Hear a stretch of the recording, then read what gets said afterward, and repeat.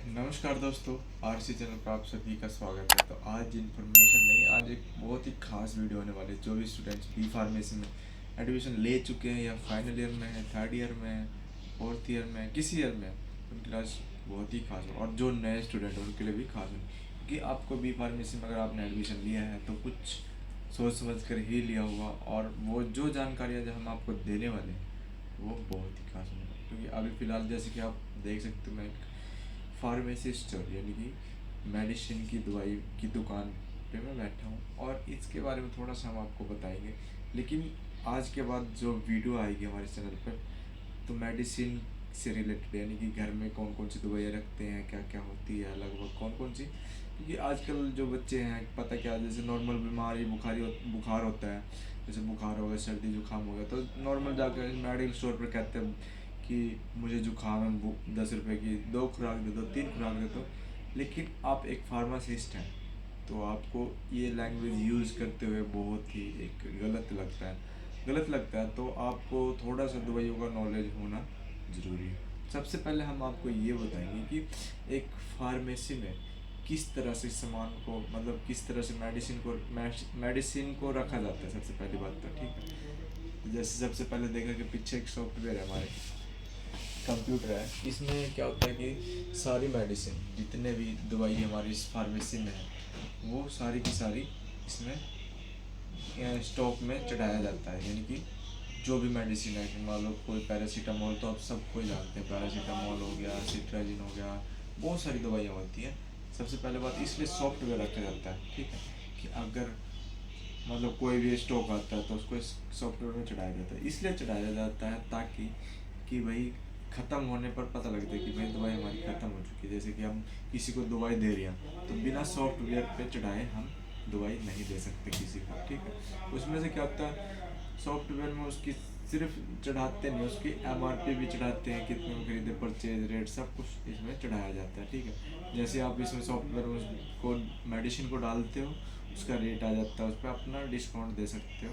उसके बाद सारा कुछ बिल बनता है, बिल बन के ऊपर निकलता है। अब बात करते हैं हम भाई कि जो फार्मेसी में मेडिसिन को लगाया जाता है, मतलब मेडिसिन को क्या कहते हैं, लगाने का मतलब ये है कि रखा जाता है, ठीक है। वो किस तरीके से रखा जाता है, ठीक है। तो एक किसी भी फार्मेसी में चले जाओ, ठीक है, ऑल इंडिया में, तो उसमें किस तरह से रखा जाता है, अल्फ़ाबेटिकल, यानी कि ABCD के हिसाब से। जैसे कि हम आपको दिखाएंगे। तो सबसे पहले आज तो इधर दिखाना, ये देखो, ए से दवाई लगी हुआ है,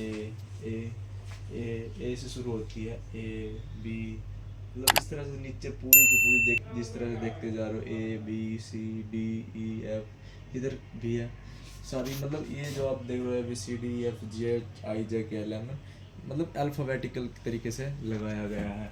और उसके बाद हम आपको बताएंगे कि ये तो मेडिसिन हो गया। उसके बाद आता है इंजेक्शन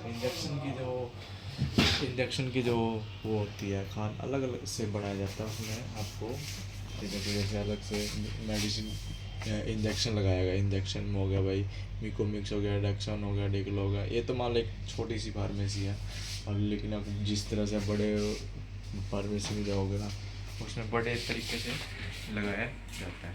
और कुछ इंजेक्शन ऐसे भी होते हैं जो कि फ्रीज में भी रखे जाते हैं, फ्रीज भी होती है, वो फ्रीज दिखाना है, फ्रीज के अंदर भी खोल के दिखा। फ्रीज के अंदर कुछ मेडिसिन होते हैं जो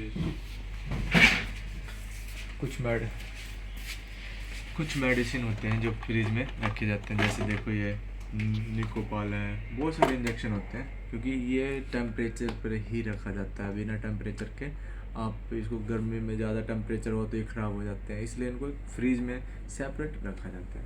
तो इसमें बहुत सारी क्या कहते हैं इंजेक्शन होते हैं, इनमें रखा जाता है। निकोस्टार हो गया, निकोपाल हो गया, इंसुलिन हो गया। इंसुलिन तो आप भी जानते होंगे लगभग। तो ये और इसमें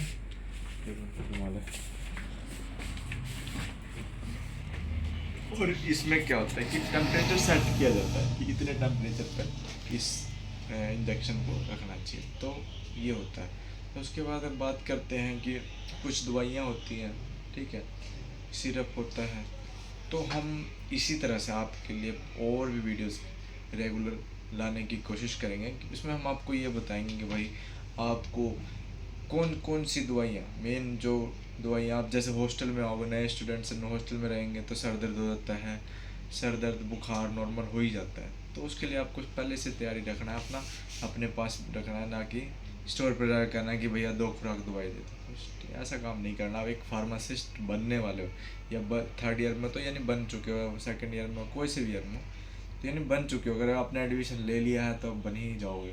ठीक है, तो ये इन्फॉर्मेशन लेकर आए थे आप सभी के लिए एक अच्छी वीडियो। और आज से लगातार आपके लिए एक रोज़ नई नई दवाइयों का ज्ञान मिलेगा। और हाँ, और भी कोई बच्चे कुछ और भी जानना चाहते हैं तो उनका भी होगा, क्योंकि हमने 5th सेमेस्टर से ही हमने काम करना शुरू कर दिया था, मतलब हॉस्पिटलों में काम करना शुरू कर दिया था पार्ट टाइम में। कभी छुट्टियां मिल जाती थी तभी जाके काम करना शुरू कर देते थे। ठीक है, तो आप भी आप कर सकते हो, नहीं काम मिलता है कांटेक्ट कर सकते हो, हम भी आपकी हेल्प करेंगे। जब तक के लिए लाइक शेयर और कमेंट करके ज़रूर बताना कि आपको ये वीडियो कैसी लगी। जब तक के लिए जय हिंद, जय हिंद, जय भारत, नमस्कार।